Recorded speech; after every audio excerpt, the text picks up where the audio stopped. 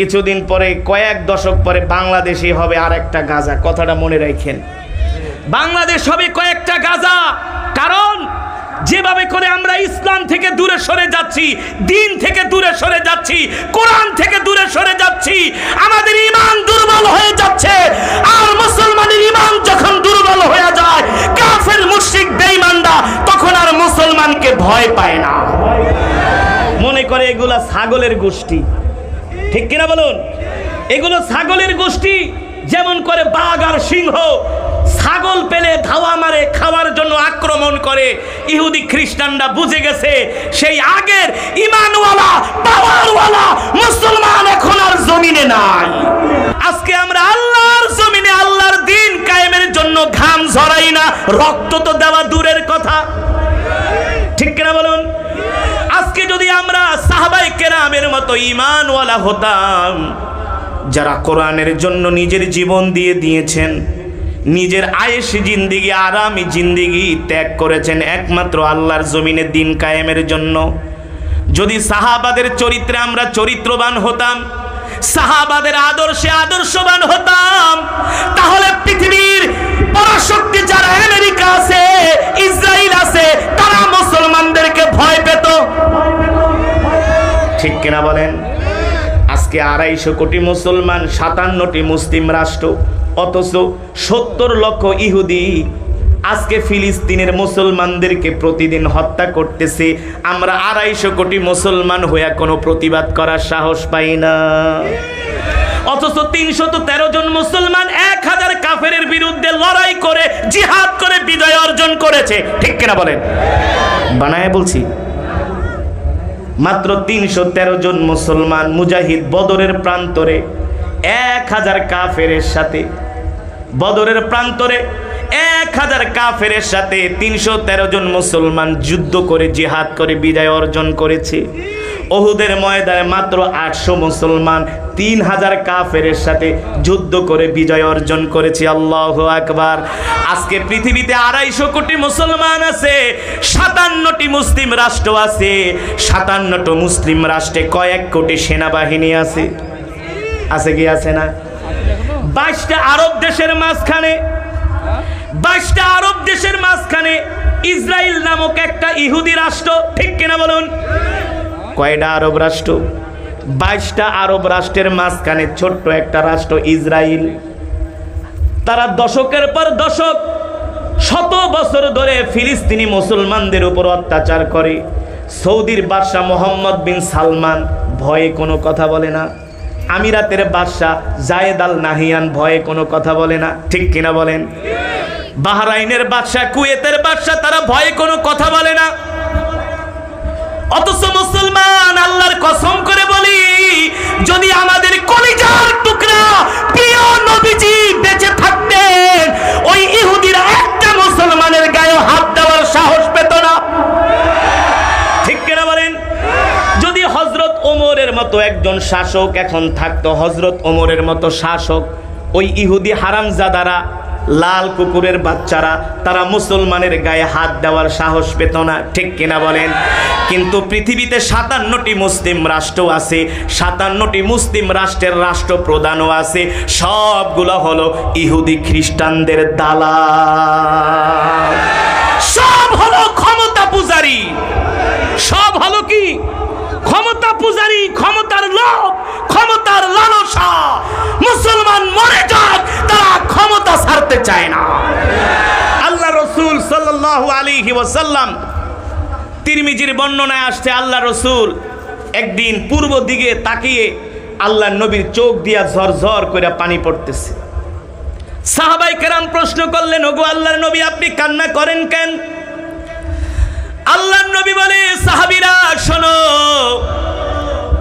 এমন একটা সময় আসবে, বাঘ ভাল্লুক যখন ক্ষুধার্ত থাকে, তাদের সামনে গোশত দিলে, মাংস দিলে যেমন তারা খাওয়ার জন্য পাগল হয়ে যায়, মাতাল হয়ে যায়, এমন একটা সময় আসবে আমার উম্মতদেরকে ধ্বংস করার জন্য ইহুদি খ্রিস্টানরা এইভাবে আমার উম্মতের উপরে হামলে পড়বে। সাহাবায়ে কেরাম প্রশ্ন করলেন, ওগো আল্লাহর রাসূল, সেই সময় কি তারা আমাদের চেয়ে সংখ্যায় কি কম হবে নাকি? কারণ সাহাবীদের সংখ্যা ছিল কম, কাফেরের সংখ্যা ছিল বেশি, কিন্তু কোনো কাফের বেঈমান মুসলমানের দিকে চোখ তুলে তাকানোর সাহস পায় নাই। ঠিক কিনা বলেন? সাহাবায়ে কেরাম অবাক হয়ে গেলেন, ওগো আল্লাহর নবী, কেন এইভাবে ইহুদি খ্রিস্টানরা আপনার উম্মতের উপরে হামলে পড়বে? কারণ কি? তারা কি সংখ্যায় কম হবে? আল্লাহর নবী বলেন, না না, তারা সংখ্যায় কম হবে না, তাদের সংখ্যা হবে বেশি। সেই 1450 বছর আগে যে মুসলমান সাহাবী ছিলেন, তাদের চেয়ে এখন মুসলমানের সংখ্যা বেশি না কম? জোরে বলেন। এ যুবক মুসলমান বন্ধুরা, মা বোন বাবারা, ভালো করে কথাগুলো খেয়াল করবেন। শুধু কোরআনের বয়ান শুনলেই হবে না, কয়েকটা ওয়াজ মাহফিলে আসলেই চলবে না। সামনের দিনগুলো অত বেশি ভালো দেখা যায় না।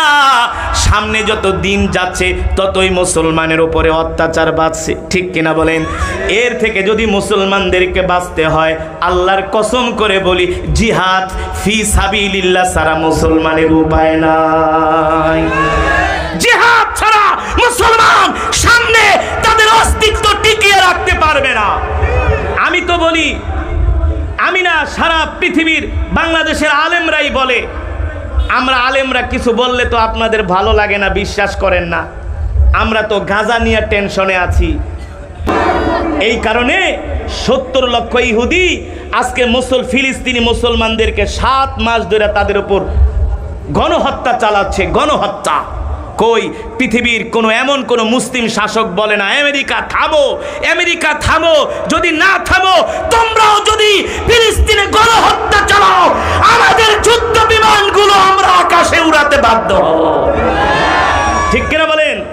কই মুসলমান দেশের কোনো একটা শাসক তো বলে না, ইসরায়েল থামো, যদি না থামো আমরাও আমাদের সীমান্ত খুলে দিব, আমরাও আমাদের সেনাবাহিনীদেরকে ময়দানে পাঠাতে বাধ্য হব।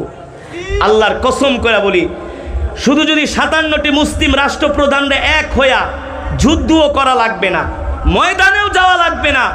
একটা হুমকি দেখ আগামীকাল, যে 57টি মুসলিম রাষ্ট্রপ্রধানরা কাবার সামনে আসো, শপথ গ্রহণ করো, মসজিদুল আকসা মুক্ত না করে ঘরে ফিরে বলা, প্রয়োজনে কোটি কোটি মুসলমানের জীবন যাবে, রক্ত দিব, আল্লাহর ঘর মুক্ত করে ছাড়বো। ঠিক কিনা বলুন? আপনারা তো আরামে আছেন, বাংলাদেশে বোঝেন না। আমি সেই মিশরে যখন পড়াশোনা করতাম, অনেক ফিলিস্তিনি যুবকরা মিশরের আল আজহার, কায়রোর অনেক ইউনিভার্সিটিতে তারা পড়াশোনা করে। আপনারা শুনলে অবাক হবেন, ফিলিস্তিনি যুবকগুলো অনেক মেধাবী। আল্লাহ তাআলা তাদের এমন মেধা দিয়েছেন, আরবদের মধ্যে সবচেয়ে শিক্ষিত হলো ফিলিস্তিনির যুবক। ফিলিস্তিনের মুসলমানরা হলো সবচেয়ে শিক্ষিত। যদি শিক্ষিত না হতো, 40 কিলোমিটার একটা জায়গার মধ্যে পৃথিবীর পরাশক্তি আমেরিকা, নেটো সহ 80টা দেশের সাথে আজকে 7 মাস হয়ে যায় তারা যুদ্ধ করতেছে। তাদের টেকনোলজি দিয়া ছোট ছোট মিসাইল বানায়, রকেট বানায়, ইয়াসিন রকেট একটা বানাইতে মাত্র খরচ হয় $300। আর $300 একটা রকেট ইয়াসিন দিয়ে ইসরায়েলের 3 থেকে 4 মিলিয়ন ডলারের এক একটা মার্কাবা ট্যাঙ্ক ধ্বংস করে। আল্লাহু আকবার। জোরে বলুন আল্লাহু আকবার। এই ক্ষমতা দিয়েছেন কে? এই শক্তি দিয়েছেন কে? মুসলমান, আল্লাহর যুবক মুসলমান। আল্লাহ তাআলা দুনিয়ার মানুষদেরকে ডেকে বলেন, এ দুনিয়ার মানুষ, আল-ইয়াওমা আকমালতু লাকুম দীনাকুম ওয়া আতমামতু আলাইকুম নি'মাতি ওয়া রাদিতু লাকুমুল ইসলাম দীনা। আল্লাহ তাআলার কাছে একমাত্র মনোনীত ধর্ম হলো ইসলাম, একমাত্র জীবন ব্যবস্থার নাম হলো ইসলাম, পরিপূর্ণ জীবন ব্যবস্থার নাম হলো ইসলাম। একমাত্র ইসলামই হলো পূর্ণাঙ্গ জীবন বিধান, একমাত্র ইসলামই হলো পূর্ণাঙ্গ জীবন ব্যবস্থা। আল-ইয়াওমা আকমালতু লাকুম দীনাকুম ওয়া আতমামতু আলাইকুম নি'মাতি ওয়া ওয়ারাদিতু লাকুমুল ইসলাম দীনা।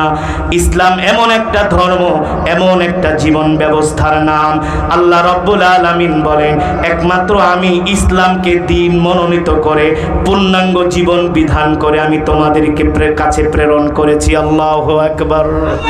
ইসলামের মধ্যে সব আছে, এমন একটা ধর্ম আমরা পেয়েছি, এমন একটা কোরআন আমরা পেয়েছি, ঠিক কিনা বলুন? আমরা মুসলমানরা আজকে মার খাই, আমাদের তো কোনো সম্পদের অভাব নাই, সেনাবাহিনীর অভাব নাই, অস্ত্রের অভাব নাই, তেলের অভাব নাই, কোনো কিছুর অভাব নাই। আমাদের কাছে আছে পৃথিবীর শ্রেষ্ঠ কিতাব আল কোরআন, আমাদের কাছে আছে পৃথিবীর সবচেয়ে দামি সম্পদ তেল, আমাদের কাছে আছে পৃথিবীর সবচেয়ে বড় বড় সাহসী সেনাবাহিনী। তাহলে আমরা মুসলমানরা কেন মার খাই? কারণ কি? আমাদের ধর্ম হলো পূর্ণাঙ্গ জীবন বিধান। ইসলাম ছাড়া যত ধর্ম আছে কোনো ধর্মই পূর্ণাঙ্গ জীবন বিধান নয়, ঠিক কিনা বলেন? আমাদের ধর্ম সঠিক ধর্ম, সত্য ধর্ম, পূর্ণাঙ্গ জীবন বিধান, আমাদের কোনো কিছুর অভাব নাই। তাহলে আমরাই কেন পৃথিবীতে মার খাই? এর কারণ হলো আমাদের ঈমানি শক্তি দুর্বল হয়ে গেছে। আর ঈমানি শক্তি দুর্বল হওয়ার কারণ হলো আল্লাহ তাআলা আমাদেরকে যে কোরআন দিয়েছেন এই কোরআন আমরা তেলাওয়াত করি না, এই কোরআন আমরা বুঝি না, বুঝতেও চাই না। আজকের মাহফিলে যদি আমি জিজ্ঞেস করি কয়জন মুসলমান আজকে সকালবেলা ইয়াসিন সূরা পড়েছেন, আমি যদি জিজ্ঞেস করি কয়জন মুসলমান মাগরিবের পরে সূরা ওয়াকিয়া পড়েছেন, 100-র ভিতরে 98%ই ফার্স্ট ডিভিশনে ফেল করবেন। আর যদি জিজ্ঞেস করি সকালবেলা কয়জনে বাংলা সিনেমা দেখছি, ঘুম থেকে ওইটা দাঁতটা মেজে যায় দোকানে বসে চা খায় আর সিনেমা দেখে, কথা কয় না? সব মিস, কিন্তু বিড়ি খাওয়া সিগারেট খাওয়া মিস নাই, ঠিক কিনা বলেন? আর যদি প্রশ্ন করি আজকে আপনারা কয়জন ফজরের নামাজ পড়ছেন, কয়জন ফজরের নামাজ পড়ছেন? এখানে 5%ও মুসলমান পাওয়া যাবে না যারা ফজরের নামাজ পড়ছে। রাগ করতেছেন? হ্যাঁ, কথাগুলো একটু শক্ত হয়ে যাচ্ছে, কিন্তু বাস্তব নাকি অবাস্তব, সঠিক নাকি ব্যাঠিক? আরে মুসলমান, আমাদের তো মার খাওয়ার কথা না। শুধু ফিলিস্তিনের মুসলমানরাই তো নির্যাতিত না, আমরা বাংলাদেশের মুসলমানও তো এখন নির্যাতিত, কথা বলেন? ঢাকার রাজধানী ইউনিভার্সিটিতে, ঢাকা বিশ্ববিদ্যালয়ে পূজা হতে পারে, কিন্তু বৃষ্টির জন্য নামাজ পড়তে দেয় না। আপনি এটাকে কিভাবে দেখবেন? কথা বলেন।